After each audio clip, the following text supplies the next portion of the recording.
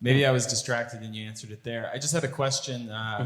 So you had even in your video there, Jeff Durbin, I think it was? Yeah. So in the idea of resistance, what's your brief 30-second or a couple-minute answer on like protesting an abortion clinic? Right? Like an active kind of resistance in that, or a proactive resistance? So I think abortion needs to be resisted at every turn by Christians, by every legal means. You will notice that, in fact, there's a lady who's been in and out of prison for years in this country, Linda Gibbons, for silent protest within a certain distance of the abortuary. Her story is an interesting one.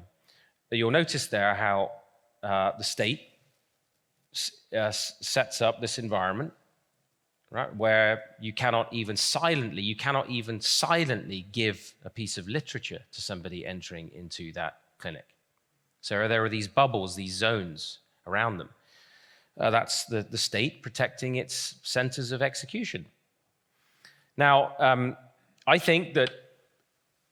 I don't think we should all pile into the bubble zone and try and stop abortions that way. It's not going to work. I think that we should protest abortion. I'm certainly part of critical abortion events in Toronto. I encourage our church to be there to protest the issue. It's an interesting time, actually, to be alive on this issue because the younger generation is starting to see through the so-called pro-choice position for the hollow argument that it is. And the more radical the abortion apologists, the more ready they are to admit that this is human life, it is the destruction of human life, but basically they're non-persons until we say this arbitrary point of maybe 2 or 3 years, depending on which philosopher you read. So infanticide is becoming increasingly popular in the West as well. But there are certain states in America that are looking already at restricting abortion. And one of the reasons that the progressives in America are absolutely apoplectic about Brett Kavanaugh's appointment to the Supreme Court was because they're terrified that Roe v. Wade may in a generation be re-looked at, re-examined by the Supreme Court. So I think by legal means, by protest, by silent protest, by whatever means we can, by prayer, by adoption, by providing pregnancy care, by every means possible, Christians need to resist abortion. And I think it's similar with things like street preaching, where you're seeing increasingly in England and even in Toronto recently, street preachers being arrested. I think Christians should turn up en masse to preach on these issues. And if the police come and arrest the first person, the next person stands up onto the soapbox and carries on their gospel message.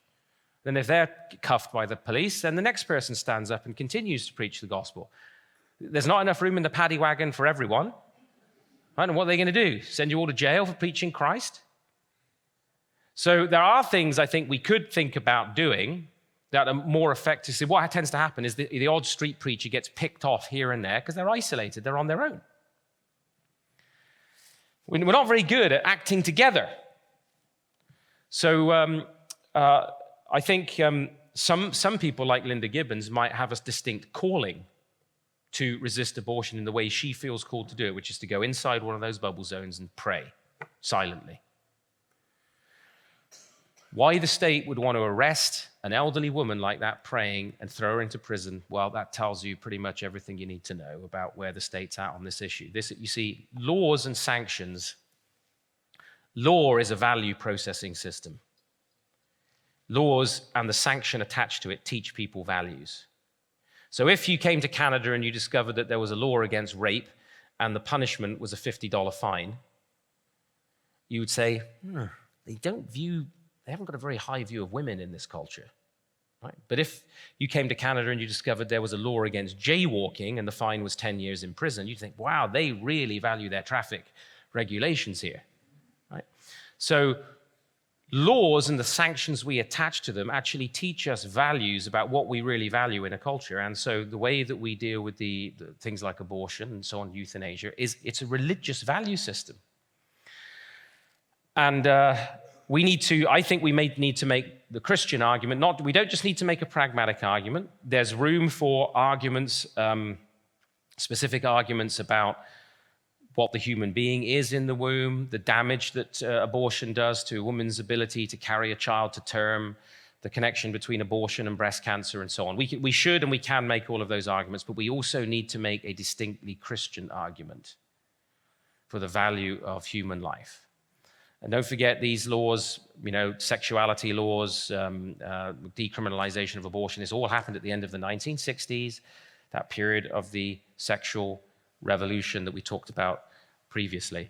So I think our stance should be resist social evil at every turn. And I think because younger people, especially young women, are taking up this cause, we're making a real dent culturally on the abortion issue right now. So we need to keep it up.